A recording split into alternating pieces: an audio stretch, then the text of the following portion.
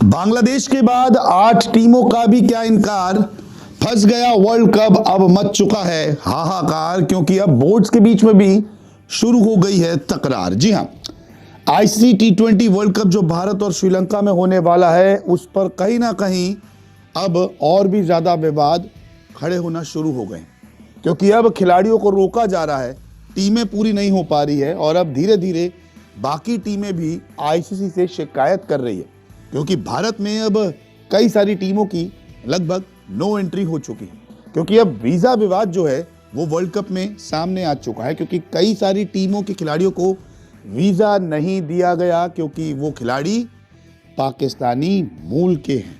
जी हाँ, उन खिलाड़ियों का पाक कनेक्शन है, इसी वजह से इंडियन एम्बेसी जो है वो वीजा नहीं दे रही है। हालांकि आईसीसी इस पूरे मुद्दे पर नजर बनाए हुए हैं और मदद कर रही है।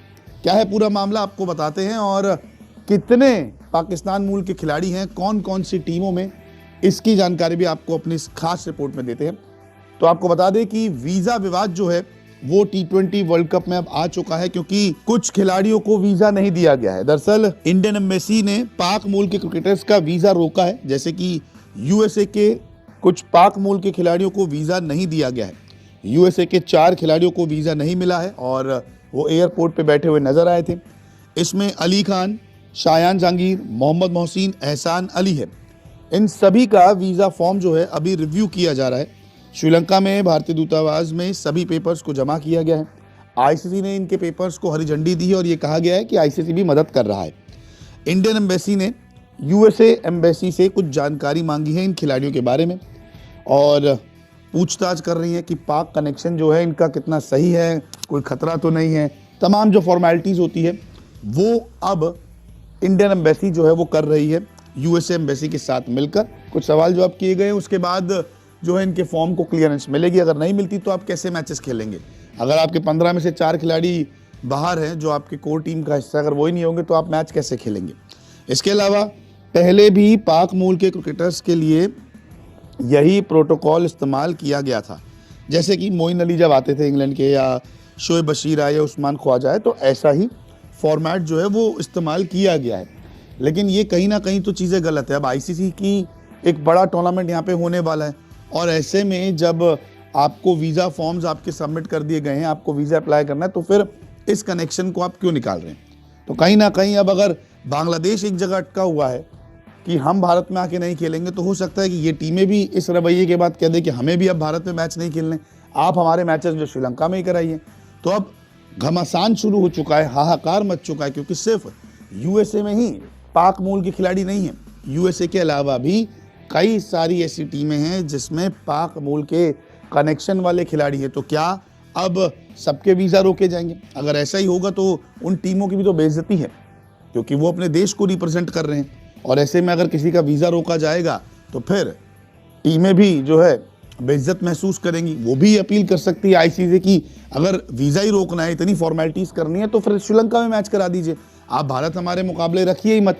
तो अब घमासान शुरू हो चुका है। लेकिन और कौन कौन सी टीम में पाक मूल के खिलाड़ी हैं?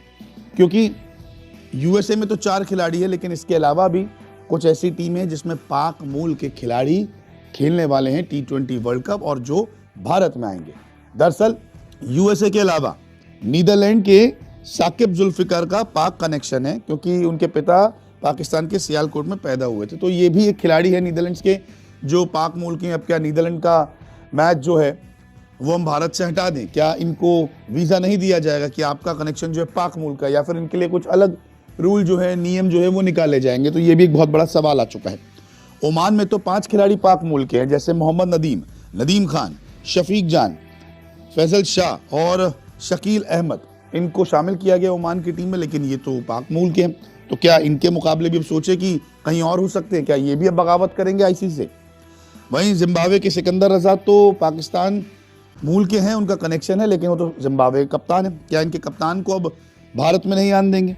इंग्लैंड के आदिल रशीद का भी पाकिस्तान कनेक्शन है, तो इंग्लैंड के रेहान अहमद का भी पाकिस्तान से कनेक्शन है। इसके अलावा यूएई, कनाडा, इटली जैसी टीमों में पाक मूल के खिलाड़ी हैं।